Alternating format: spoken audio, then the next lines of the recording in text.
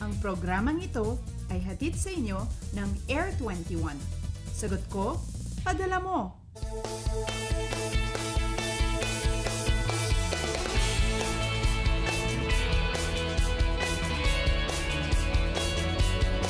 Good morning, Pilipinas! Gising na po. Alam nyo, hindi lang dapat ang Friday ang pinagpapasalamat natin. Hindi lang dapat thank God it's Friday, kundi thank God for every day. Lalo na ngayong Sunday, maglaan po tayo ng time para makapagsimba o sa kahit na anong paraan po ay makapagpasalamat man lang tayo sa mga biyayang natatanggap natin araw-araw. At alam nyo, kasama kayo lagi sa mga ipinagpapasalamat namin. Maraming salamat po sa pagiging bahagi ng aming programa. Magsama-sama tayo ulit ngayong umaga, live mula sa Pag-asa Weather and Forecasting Center. Ito ang Panahon TV na mula Lunes hanggang Linggo, una maghatid sa inyo ng pinakabagong ulat panahon. Huwag nyo kaming mapanood via live streaming sa www.ptv.ph. Kasama nyo po ngayong Sunday morning, February 16, 2014. Ako po ang inyong weather lover, Amor La Rosa. At mga kababayan, mas maganda kung umaga-umaga pa lamang ay siksik na agad tayo sa impormasyon. Kaya umpisahan po natin yan sa pamamagitan ng Weekly Weather Recap.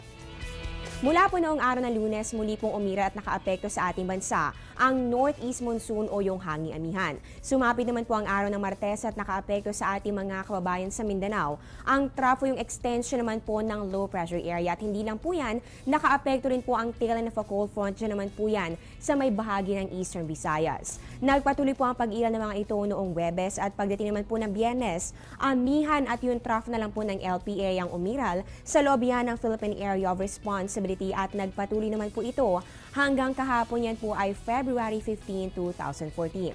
Bagamat naging maulan ng ilang bahagi ng ating bansa sa linggong nakalipas, ang maganda naman po dito ay wala naman po kahit na anong bagyo o weather disturbance na umiral sa loob ng ating Philippine Area of Responsibility. At sa puntong ito naman po, alamin na po natin ano kaya ang magiging lagi ng ating panahon sa araw na ito. Alamin po natin ang mga pangyayari sa panahon sa ating bansa at maging sa iba't ibang dako ng mundo. Makakasama po natin si Mr. Buddy Javier na weather forecaster ng Pag-asa. Good morning, Mr. Javier. Magandang umaga naman, Amor. Mr. Javier, sa mga oras sa ito, ano na po ba ang kasalukuyang lagay ng low pressure area sa labas ng ating POR? Inaasahan pa ba natin na papasok pa ito at magiging isang ganap na bagyo sa mga susunod pang mga araw? Sa kasalukuyan po, yung pong binabantayan namin na low pressure area na nasa labas po ng Philippine Area of Responsibility.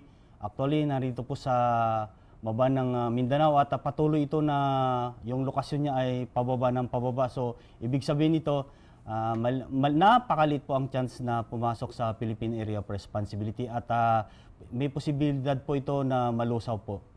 Ayan, good news talaga yan para sa ating lahat dahil napakalit nga po ng chance na ito ay pumasok pa sa loob ng ating Philippine Area of Responsibility. At isa pang good news ay maliit na rin po yung posibilidad na ito ay mabuo pa o mag-intensify sa pagiging isang bagyo.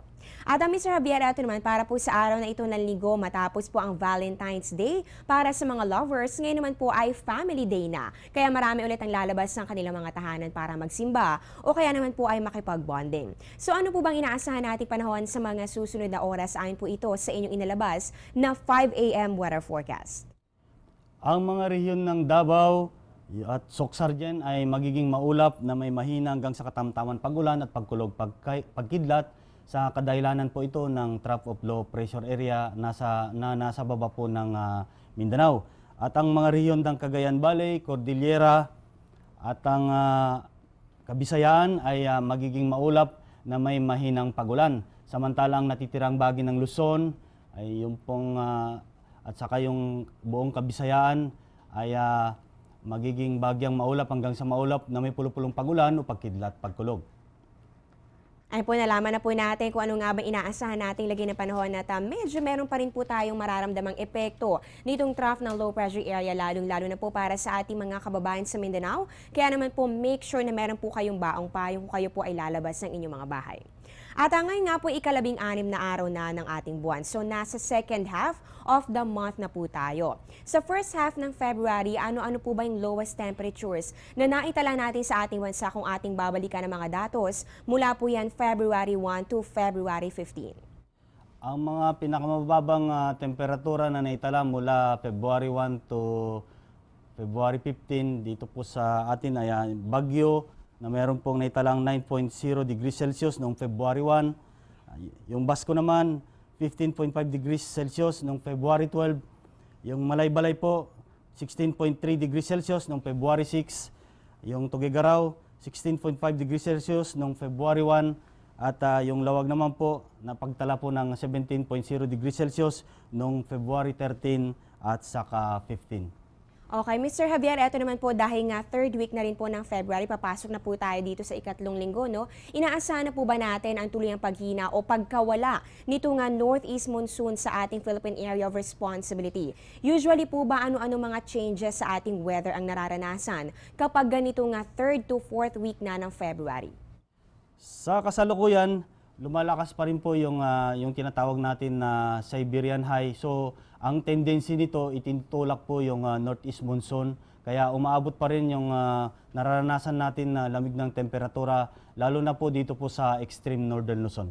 At pagdating naman po ng late March, mapapansin natin na sa karaniwan po, unti-unti nang tataas yung temperatura natin at ito po ay bunsod na paumpisa na po ang tag-init natin. So ibig sabihin lamang po mga kababayan, sa nalalabing mga araw po ng Pebrero ay mararanasan pa rin po natin yung epekto ng northeast monsoon o yung hanging amihan dahil nga po nabanggit ni Mr. Javier hanggang sa ngayon nga po ay malakas pa itong ating Siberian High. At ito naman Mr. Javier, sa ating global weather news, naging usap-usapan sa mga opinion sections ng Reuters o kaya naman Bloomberg at pati po ng ibang mga sites tungkol po sa dahilan ng pagkakaroon ng matinding lamig at pagbaha sa United Kingdom.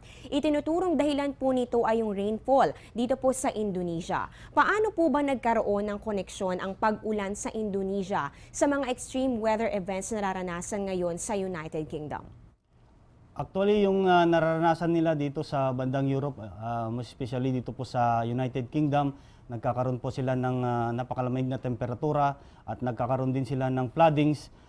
Kung mapapansin nyo, ito pong location ng United Kingdom, malapit po sa North Atlantic Ocean at yung katabi niya, yung US, yung pong continent ng US. So, ang tendency po niyan, pagka yung flow ng hangin ay papuntang westward, so yung malamig na hangin na nanggagaling po dito sa US, madadala po papunta doon sa United Kingdom. At isa pa po, dito po sa United Kingdom, yung pong coastal waters nila ay tumataas at alam po naman natin na pag mataas po ang temperatura sa karagatan, ito po ay posible magkakaroon ng low pressure area at kahit low pressure area man ito po ay nagdudulot pa rin ng mga pagulan at posible magkakaroon ng mga pagbaha.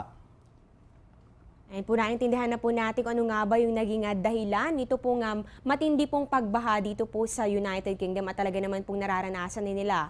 Ang matinding epekto nito, yan nga po yung tinatawag natin na coastal flooding at yung matitindi pong epekto rin ng mga bagyo na dumadaan doon. Ay maraming salamat po Mr. Javier sa ibahaging impormasyon tungkol sa lagi ng ating panahon. Meron ka na lang po bang maipapayo para sa ating mga viewers? Payo pa rin natin sa ating mga kababayan, lalo po yung mga kababayan natin mangingisda at yung mga maliit na sakyang pandagat, na huwag munang pumalaot po dito po sa northern seaboards ng Northern Luzon, eastern seaboards ng Central at saka Northern Luzon. Kadahilanan po na meron pa rin po tayong gale warning na nakataas dyan at asahan natin na maalon hanggang sa napakaalong karagatan mula 3.4 to 4.5 meters po ang taas. Natunghayan nga po natin si Mr. Buddy Javier na weather forecaster ng Pag-asa. Ngayon dumako na po tayo sa ating sunrise at sa sunset. Sisikat po ang ating araw mamayang 6:20 ng umaga at tulubog naman po yan 6:01 p.m. Para naman sa ating moonrise, yan po ay magaganap 7:03 p.m. Para naman sa ating moonset, yan po ay 6:49 a.m. At para naman po sa ating illumination, yan po ay merong 100%.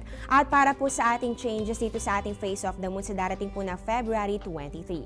At para naman po sa ating tidal predictions, at isa nga po itong mga karagatan natin sa naapektuhan ng mga changes sa ating phases of the moon. Ang high tide po natin ay 11:54 a.m. Yan po ay 0.39 meters. At ang low tide naman ay sa ganap na 3:51 a.m. Yan naman po ay 0.22 meters. Time check muna tayo. Philippine Standard Time po natin ay 5:08 ng umaga. Magbabalik pa po ang Panahon TV pagkatapos ng ilang mga paalala.